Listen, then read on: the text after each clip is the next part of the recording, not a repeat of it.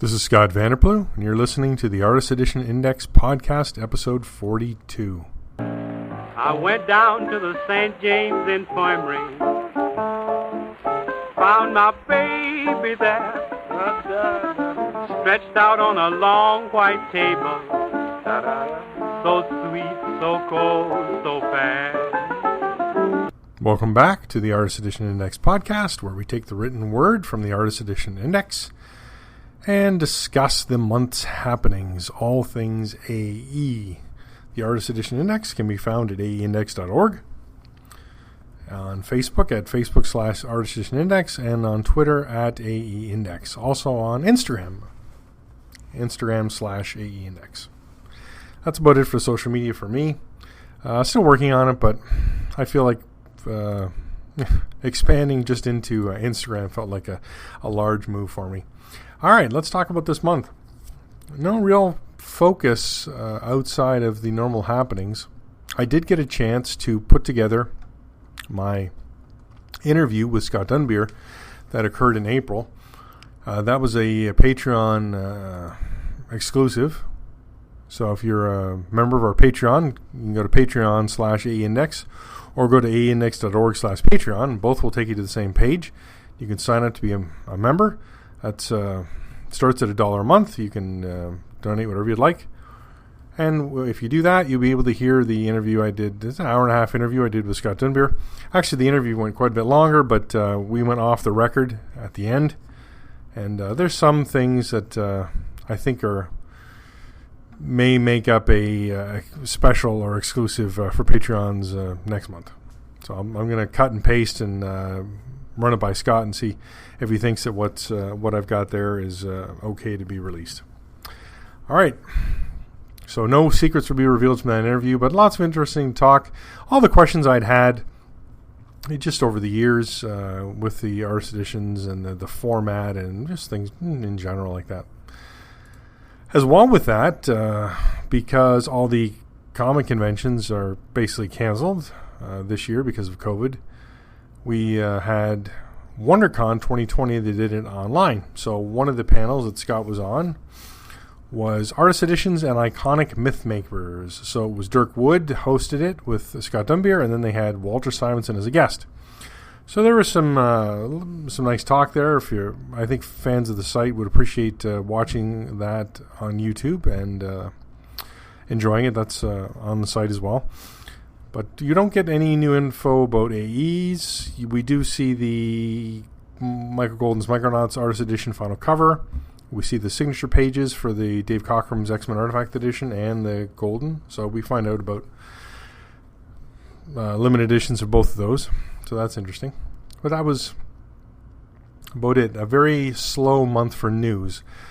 This month, Diamond has released a new previews catalog, and that's covering May, June, because they didn't release one last month. And that will be soliciting for those 2 months. Unfortunately, no AE format books were solicited. Everything's in sort of a backlog.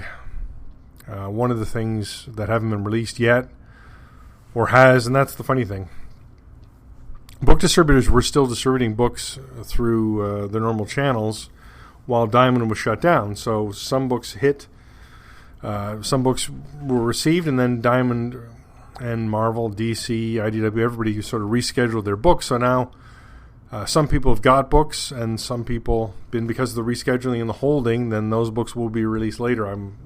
One book I'm thinking of is the the Daredevil Love and War Gallery Edition, which is a collection of the Marvel's graphic novel and stuff. It's not an A format book, but it was scheduled, I think, in April. It came out, people got it, and now it's rescheduled for September, I think, because Marvel held everything back.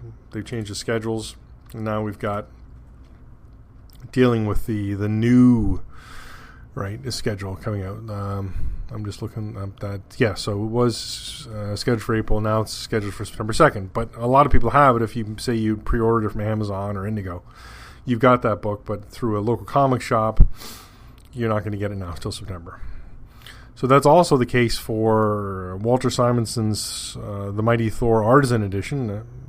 Someone on the forums Posted a picture of it, and then otherwise it's scheduled for June 17th through comic shops. So, again, a bit of a disparity. Wonder which word would fit better. All right, let's talk shipping changes. So as of this month, there's not a lot of shipping changes. Dave Cockrum's X-Men Artifact Edition is now scheduled for June 17th. And as I said, Walter Simonson's The Mighty Thor Artisan Edition, if you had pre-ordered from a comic shop, that's now scheduled for June 17th as well. So that's too bad about those dates. I still am showing EC Covers Artist Edition for July 15th, but Scott Dunbier has said that he's just got some more covers for that. That's going to be delayed. So expect that date to shift any time now. I will say that as part of the interview I had with Scott Dunbier, he mentioned Don Rose's Life and Times of Scrooge McDuck Volume 2 Artist Edition will not be happening this year. He's hoping it will occur at some point in the future. He'd like to do 2 more volumes to wrap up the whole story, but the pre-orders for Volume 2 were too low, and it's actually Diamond who is moving the date forward. So that's too bad, because we've seen this date move several times. It's about 2 years late at this point. And then to hear that it's probably not going to happen, maybe on a resolicit.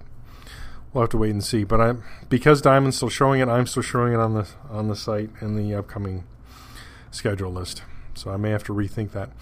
As well, Nexus, the newspaper strips, Volume 1, The Coming of Grimmondo Artist Edition, has been changed to be determined, because Dark Horse is also rejigging their schedule for the year, staggering things, moving things out that were scheduled or would have come out during this COVID period when Diamond was closed. So that was scheduled for June,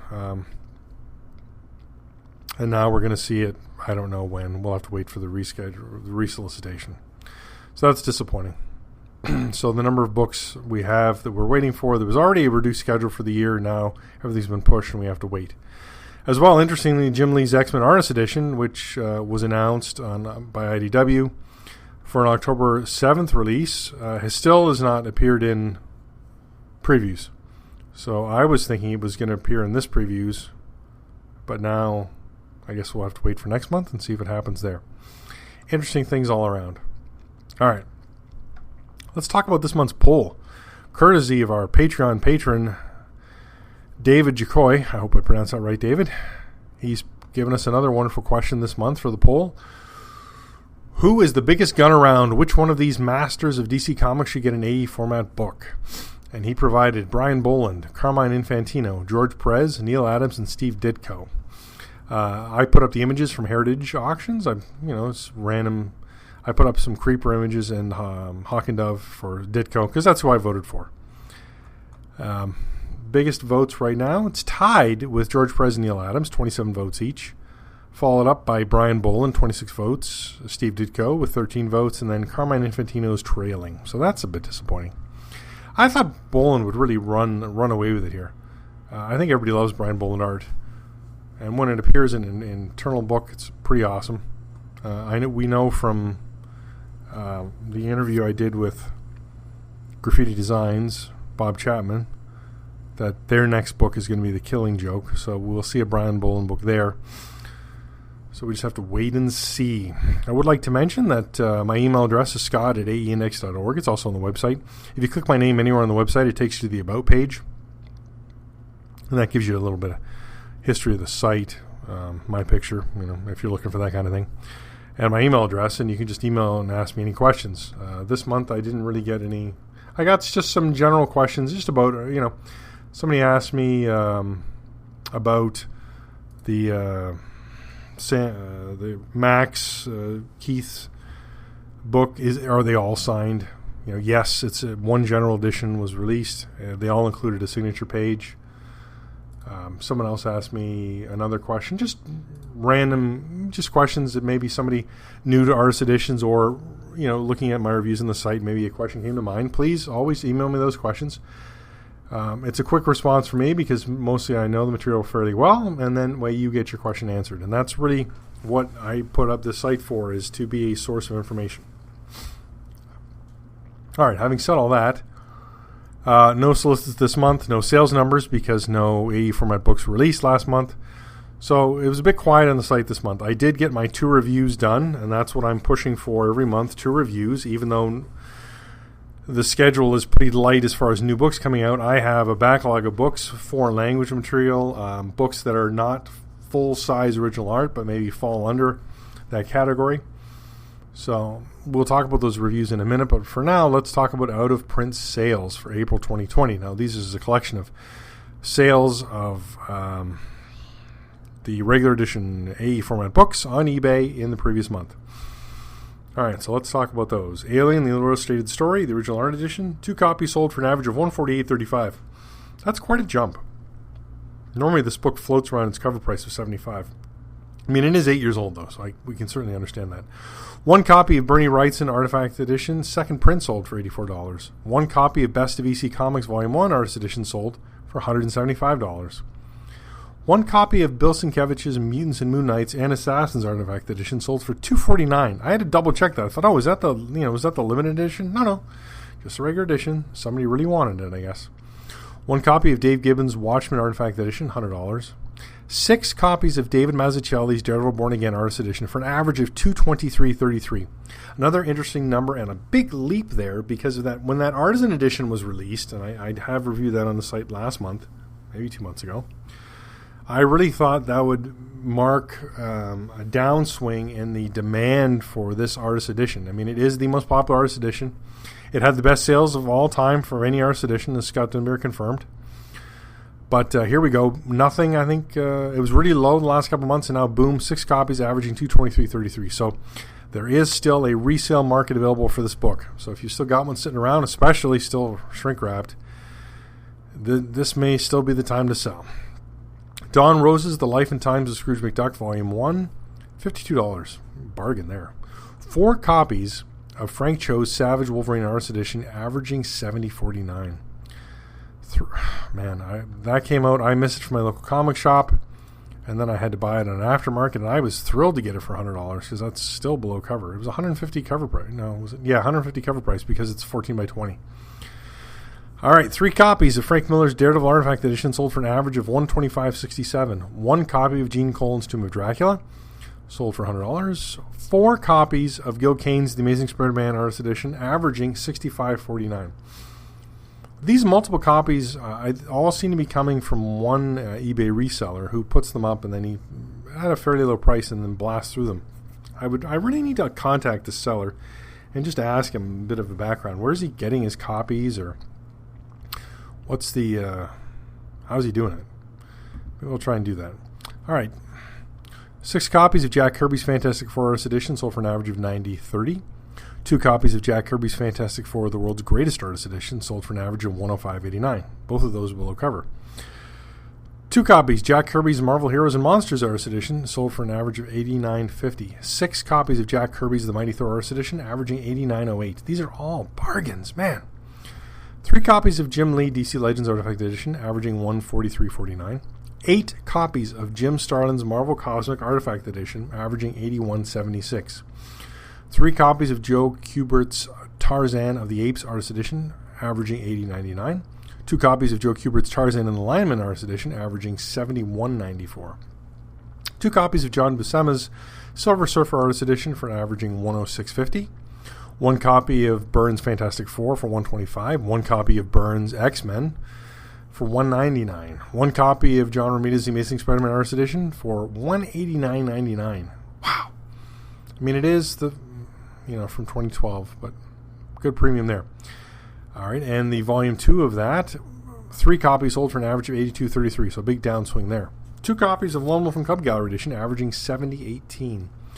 1 copy of Marvel Covers Artist Edition First Print, $127.35. 3 copies of Mike Mignola's Hellboy and Hell and Other Stories, Second Print, averaging $83.66. Why is that? Do people just like the second printing cover better? 3 copies of Ross Andrews' The Amazing Spider-Man Artist Edition, averaging $56.04. That's bargain basement. That's less than half. 3 copies of Sergio Aragona's Gru the Wanderer for an average of $94.04. No copies of Spawn Vault Edition. So I think we've seen that run of Spawn Vault Edition going for crazy money. I think that runs over. All right, 1 copy of Star Wars Dark Times, $40. 1 copy of Nick Fury, Agent of S.H.I.E.L.D., first print, $120. 3 copies of The Prisoner, original art edition, averaging $48.05. 1 copy of Usagi Yojimbo, Samurai and Other Stories, gallery edition, for $47. 1 copy of Wally Wood's EC Stories, artist edition, for $150. 1 copy of the second print, for $125. 4 copies of Walter Simonson's Thor, artist edition, for $101.25 average. 1 copy of the second print for $120. And that sums up the eBay sales. I'm wondering if these increased sales are resulting from 2 factors. 1, the people being at home and having more time to browse online and maybe do some internet shopping. And 2, if the stimulus package that every tax-paying U.S. American citizen received is $1,200 and we're looking for ways to spend it, and an artist edition on eBay seems like a very good way to do it. I would heartily agree with that. All right, 2 reviews this month. First, look at Exploring Calvin and Hobbes, an exhibition catalog. This came up on the forums after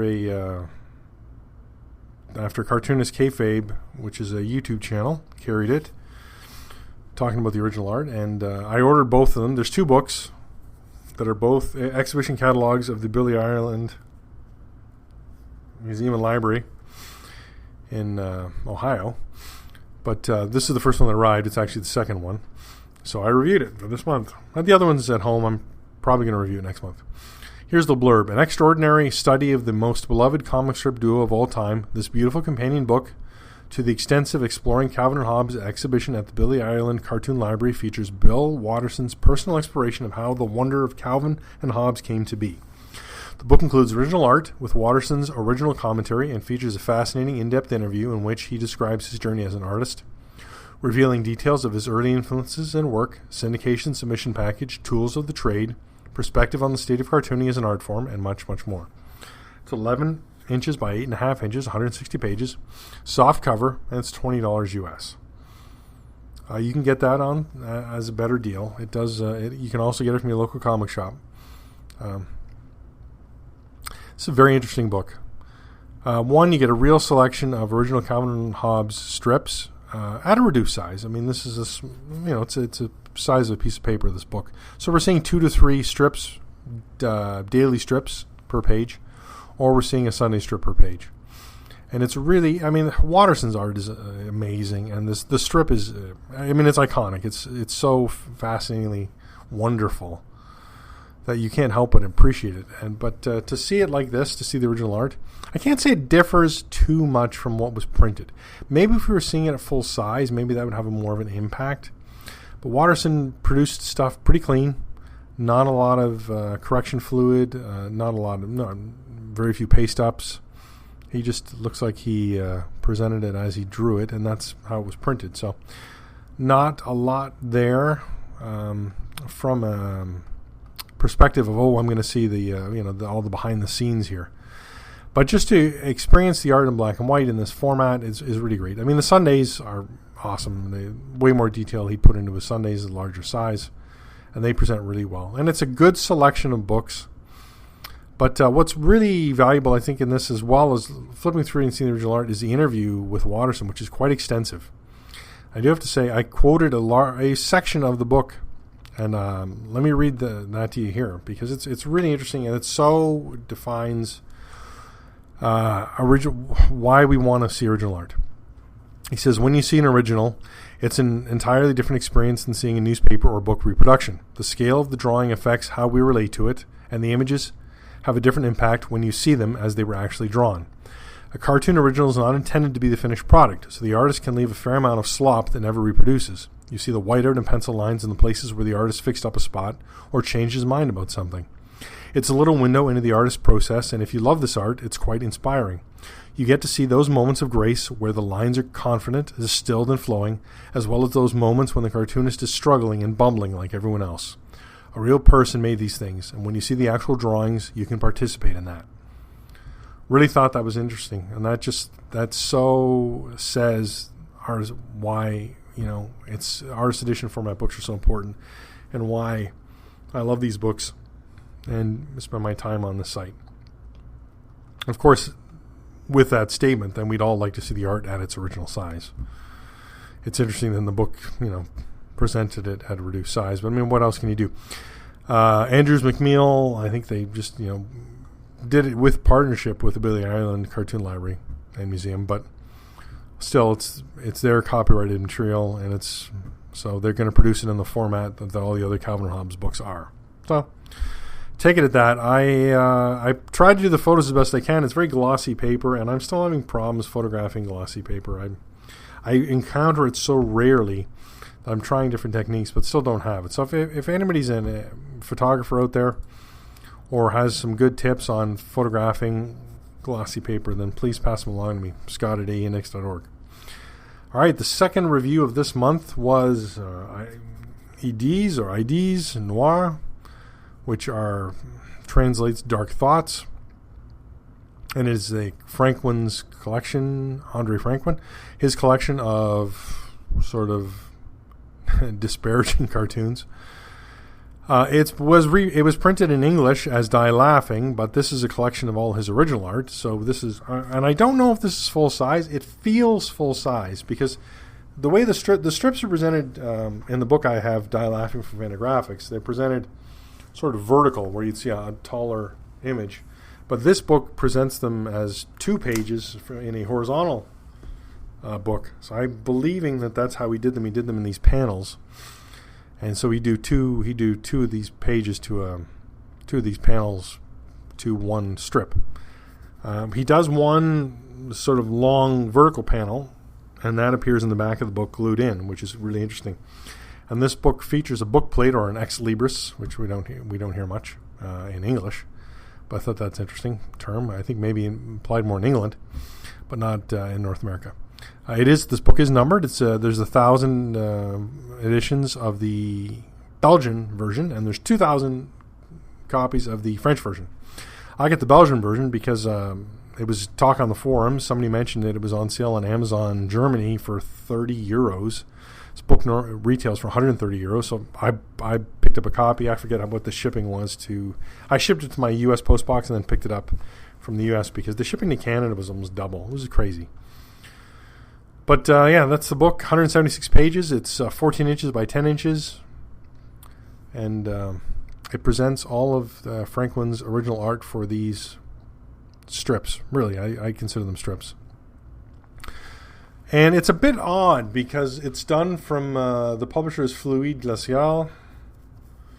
And when you go to the site, their site looks like it's under renovation. You try and click the catalog and you get a "We're working on it" kind of page. So this book doesn't appear on their website, which is troubling. I did find the book solicited a bunch of other places, so I was able to put together the blurb and some other information about the book. Anyways, let me give you the blurb here. I've sort of rambled ahead of on the review here. All of Franquin's most engaged thoughts and ideas about the world around us brought together in a luxury Italian print.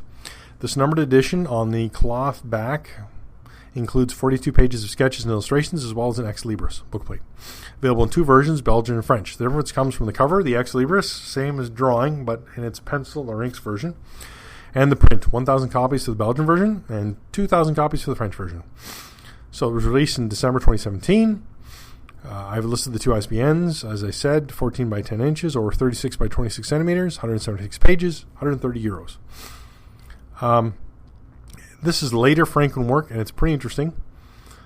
What's interesting about it is it's all black and white, and it comes across as completely black and white in its published form, but when you see the pages, you realize how many of these he just did in pencil, which is really interesting. And there's and because of the pencil, there's a lot of shading and things with the pencil as well. And you see the smudge marks, I guess, from just where his hand ran over the. But they present really well.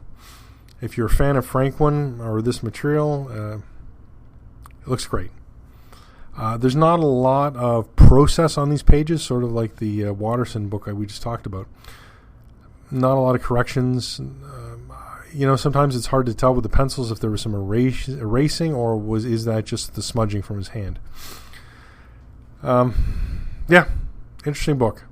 If you are a fan of Franquin and you can catch this on a sale, I heartily recommend it. I'm not sure I'd pay the €130 for it because that being Canadian, it's at 50% now. That would be $200. I'm not sure I'd pay $200 for this book.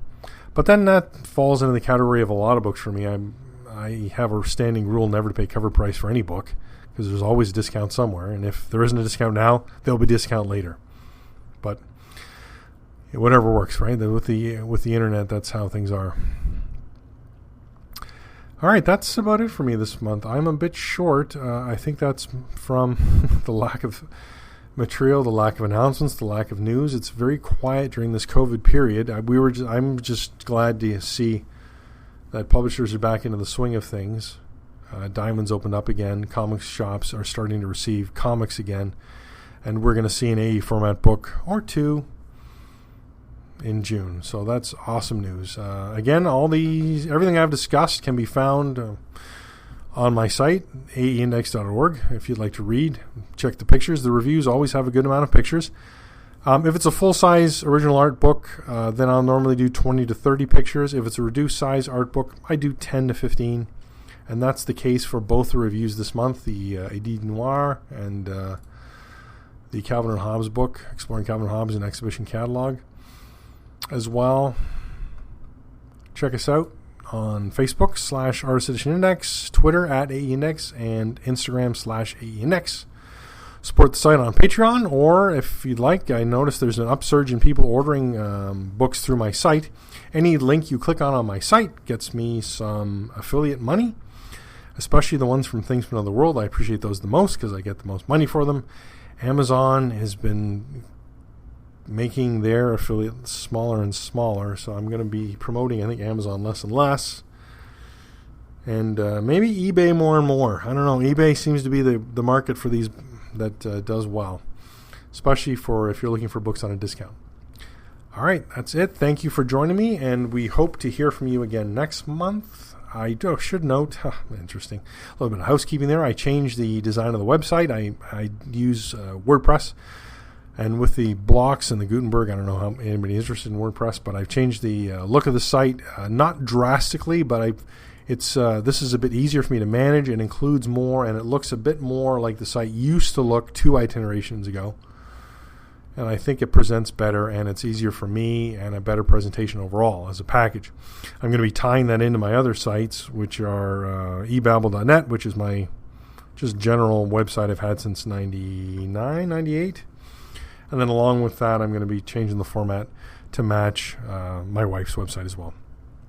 So I'm going to try, and because we're all I'm considering, all under the banner that I like the same theme, but just with a different color scheme so you can identify. Well, we'll see how it goes. Anyways, as well, I'd like to thank all my listeners in Hungary. For some reason, the second largest category of listeners to this podcast are in Hungary, sitting at 10% of my listeners. Thank you very much. That is awesome. United States is still number 1, Canada number 3, France number 4, United Kingdom number 5. So that's a little bit of the background, a little bit of behind the scenes with the stats for the site. Thanks again for listening, and goodbye until next month. Let her go, God bless her. Wherever she may be, she can search this wide world over. She'll never find a sweet man like me.